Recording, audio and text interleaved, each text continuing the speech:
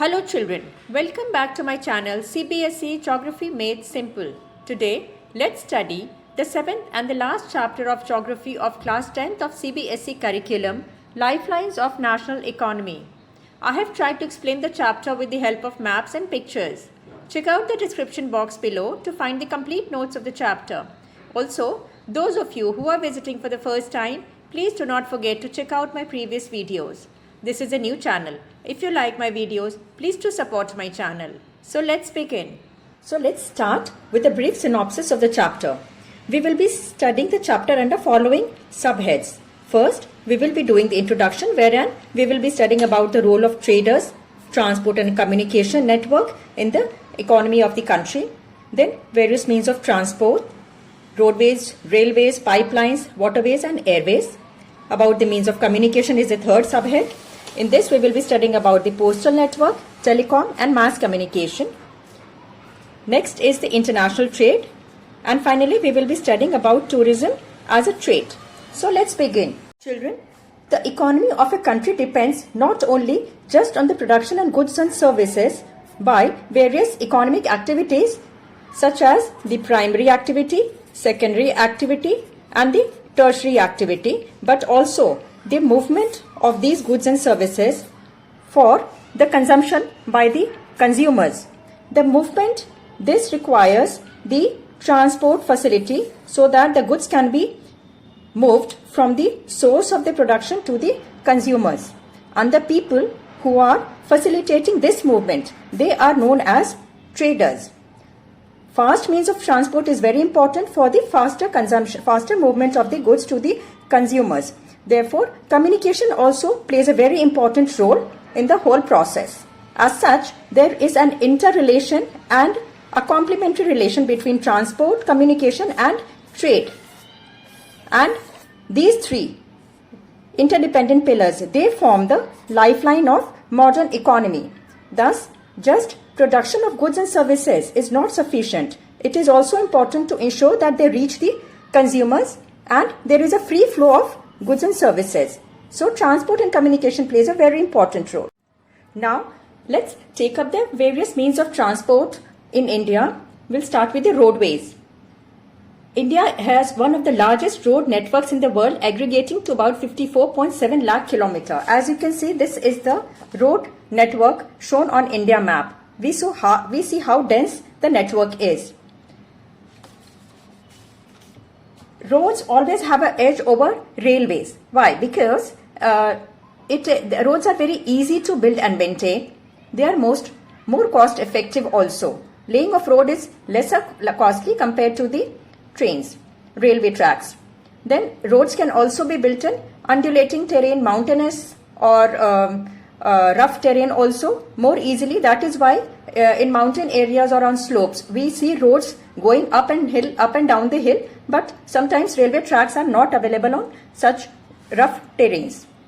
Then shorter distance travel is also more economical when traveled by road. Also, it is possible to reach from point to point, door to door, which is not the case in case of airways or railways. Also, roadways serve as a feeder to other modes of transport by providing a link between railway stations, airports or seaports, etc. Now, the classification of roads. On the basis of the material used for the building of the roads, they are metal road, which is the Pakka road, and they are all-season road. Whereas there are unmetalled road, they are unusable during rainy season. These are Kacha roads. So they are not very rough and tough roads, and mostly the village roads are unmetalled road and they cannot be used during the rainy season. As regards the capacity, roads are divided into various categories. The most, we'll start with the Golden Quadrilateral Superhighway.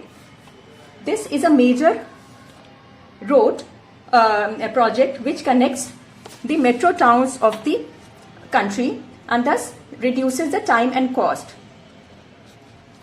It consists of road from connecting Delhi, Mumbai, Chennai and Kolkata. This is a 6-lane superhighway road Then there is a north-south corridor which connects Srinagar with Kanyakumari. This is the north-south corridor connecting the point in North Srinagar and till the southernmost tip in India, that is Kanyakumari. Then the east-west corridor which connects Silchar in the east here in Assam and Porbandar in the west. So the golden quadrilateral is actually this road, then north-south corridor and then east-west corridor. These comprise of the golden quadrilateral. As regards the other classification of the roads based on capacity, the next one is the national highway, which connects the extreme parts of the country and they run in north-south and east-west direction. In the map, you can see these roads which are marked with double line, they are all national highways. The historical Sher Shah Suri Marg is a national highway number 1 which connects Amritsar to Delhi. This road is the national highway number 1. National highways are maintained by Central Public Works Department. Third classification is the state highway, which connect the state capitals with the district headquarters, and they are maintained by the State Public Works Department. Then there are district roads which connect district headquarters with other places within the district. They are maintained by the Zilla Parishad. They come under the domain of the district. Then there are other roads.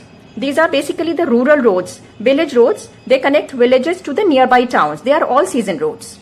Then border roads are also these are the roads which are built in the areas of strategic importance, the border areas, and they are built and maintained by Border Road Organization. Now the railways. Railways is one of the principal mode of transport for transport of passenger and goods. Long distance travel is most convenient and economical if done by railways.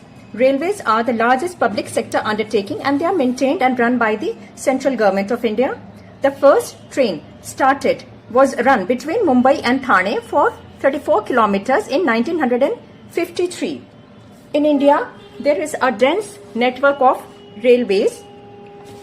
As you can see here in the map, the network of railways, you can see it's very dense in India. The railway network in India is governed by physiographic, economic and administrative factors. The northern plains of India with vast flat land, high population density and rich agricultural resources provide the most favorable conditions for the railways. Because of the network of the rivers in the northern plains, bridges have been constructed at so many places along the northern plains. Now we come to the peninsular region, which is a hilly terrain. So here the railway tracks are laid through tunnels and low hills or gaps through the hilly terrains. The most difficult terrain for laying of railway is the Himalayan region because of the rugged mountainous area, high relief, very sparse population and inadequate economic development in this area. Similarly, other unfavorable areas for the railway are the areas of the sandy stretches of Gujarat and Rajasthan, then dense forest areas of Madhya Pradesh, Orissa, Chhattisgarh area, Jharkhand. These are also not so favorable for the railways. The stretch of Sahyadris can be crossed through the passes. The development of Konkan Railway has facilitated movement of goods and passenger in the most important economic zone of the country. In spite of being the most important means of transport, railway also suffer from certain problems. There are many instances of people traveling without ticket. So this results in financial loss to the railways. Chain pulling is a very irritating incident which all of us must have faced. There are theft and damages of the railway property also. Apart from this, there is a terrain compatibility also, which is very important laying of the railway, which we have already discussed. So these are the challenges which the train or the railway faces. Pipelines as a means of transport is used for transporting of goods. This is rather a new arrival on the transport scene. The pipelines are used for transporting of water, crude oil, petroleum products, natural gas, and even solids can be transported after converting them into slurry. The laying cost of pipelines are quite high, but once they have been established, the overall operational cost is very low. Let's look into the network of the pipeline with the help of a map. There are three most important pipelines. The first one starts from Upper Assam and via Guwahati in Assam, Barauni in Bihar. It reaches up to Kanpur in UP via Allahabad in UP. There is a branch from Barauni towards Haldia in West Bengal and a branch from Guwahati towards Siliguri. The second important pipeline is from Salaya in Gujarat all the way to Jalandhar in Punjab via Delhi, Sonipat, Mathura in this area. The third important gas pipeline is from Hazira in Gujarat via Vijaypur in Madhya Pradesh to Jagdishpur in UP. There are branches towards Shahjahanpur in UP and Kota in Rajasthan. Now waterways as a means of transport. Waterways has been an important transport means since ancient time, and it has helped in spread of culture and economic activities and also the travel by the people. This is one of the most cost effective and environment friendly mode of transport. The navigation waterway stretch in India is approximately 14,500 kilometers. The three broad categories under waterways are transport by through rivers and canals, inland waterways and the ocean routes, and for this purpose the ports play a very important role. We will just look into each of these one by one. This map shows the national waterways declared by the Government of India. The first national waterway is the river Ganga between Allahabad in UP to Haldia in West Bengal. This is known as NW number 1. NW number 2 is Brahmaputra between Sadia and Dhubri. This stretch is NW2. The third is extreme southern, go down south, west coast canal of Kerala, extreme south and extreme western coast of India. Then the specified stretches of Godavari and Krishna rivers along with Puducherry and Kakidana stretch of canals. This is NW number 4. Specified stretches of rivers Brahmani, Matai river and delta channels of Mahanadi and Brahmani rivers and east coast canal. They form national waterway number 5. Apart from these, there are other inland waterways on which substantial transportation takes place. Many of these are backwaters, for example backwaters of Kerala. Then there are backwaters of in Sundarban. Then Mandavi and Zuari rivers of Goa. Ports play a very important role in carrying out the international trade, which is most cost effective if done through the oceanic routes. India, with a long coastline of approximately 7,517 kilometers, is dotted with 12 major and 200 minor ports, which support 95% of the India's international trade volume. The major ports on the west coast are Kandla in Gujarat, or this is also known as the Deen Dayal port, which is the first port to develop after independence. This is a tidal port and it caters to the business in the northwestern part of India, spreading across states of Punjab, Haryana, Delhi, Gujarat, Rajasthan, etc. Then in Mumbai, there are two important ports, Mumbai port and Jawaharlal Nehru port, Marmagaon port in Goa, New Mangalore port in Karnataka. These two ports, Marmagaon and New Mangalore, they are used for iron ore export. Then Kochi is in Kerala. This is in the southwest port, southwest corner of the country, and this is situated at the entrance of a lagoon and it is a natural harbour. As regards the major ports on the east coast of India, Tuticorin is at the extreme south. This is also a natural harbour. Chennai, again, it is a very one of the oldest artificial ports of the country and it's ranked next to Mumbai in terms of trade volume and cargo. Visakhapatnam, this is a landlocked and a well protected port and this is also used for iron ore export. Then Paradeep in Orissa, again, we heavily depend on this port for export of iron ore. Then Kolkata and Haldia. So these are the major ports along the west coast and the eastern coastal line of India. Now the airways. The air travel today is the fastest, most comfortable and most prestigious mode of transport, which can cover very difficult terrains also, like high mountains, deserts, dense forests or oceanic stretches also. The air transport was nationalized in 1953 and there are domestic and international air carriers also. Some important carriers are like Air India, SpiceJet, Jet Airways, etc. Pawan Hans Helicopters Limited. This provides helicopter services to Oil and Natural Gas Corporation in its offshore operations and to inaccessible areas and difficult terrain like the northeastern states, parts of Jammu and Kashmir, Himachal Pradesh and Uttarakhand. The difficult to reach areas, they can be reached through the Pawan Hans helicopter services. In India, the international airports are in Amritsar, Delhi, Mumbai, Hyderabad, Visakhapatnam, Thiruvananthapuram, Chennai and Kolkata. Communication has coexisted with human beings. However, with time, the mode of communication has changed and to suit the modern, fast-paced and technologically advanced era. Now the long-distance communication, e-communication, mass communication, social media, etc. are all features of modern times. Some important methods of communication are the postal service. Indian Postal Service is one of the largest network in the world, which handles not just parcel of goods but also written communication. It is of two broad categories, the first class and the second class. The first class postal services includes the services of or transport of cards and envelopes, whereas the distribution of periodicals, newspapers, magazines, etc. are categorized under second class postal services. In order to ensure faster and delivery of mails, there are 6 new channels which are recently introduced by the Indian Postal Services. These are Rajdhani Channel, Metro Channel, Green Channel, Business Channel, Bulk Mail and Periodical.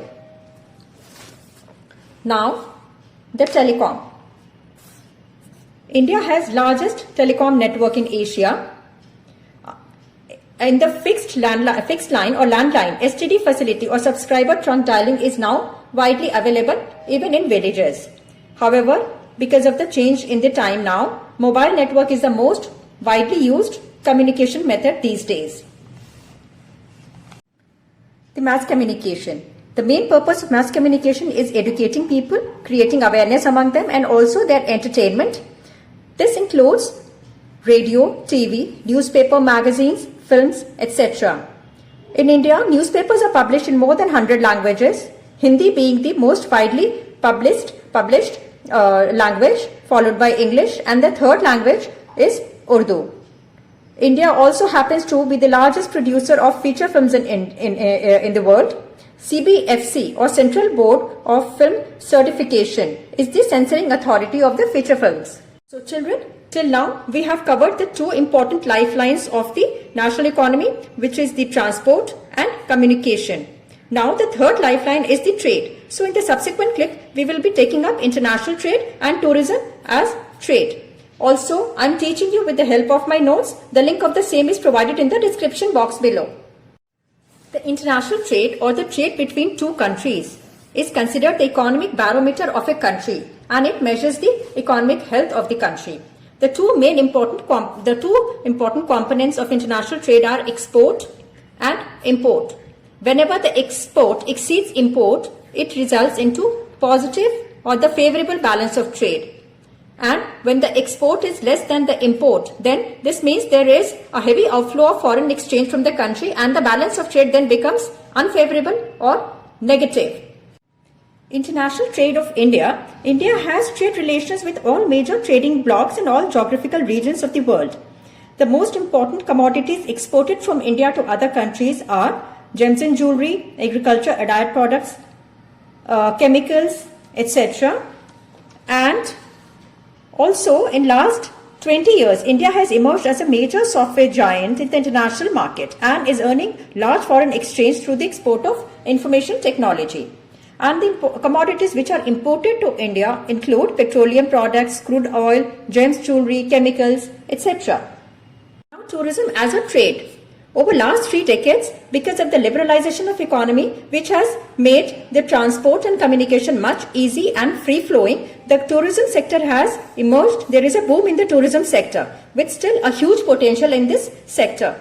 Approximately 15 million people in India are engaged in the tourism industry.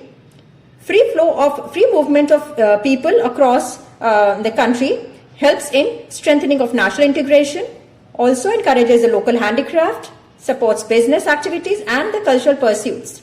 Foreign tourists visit India for heritage tourism, eco-tourism, adventure tourism, cultural tourism, medical and for business purposes.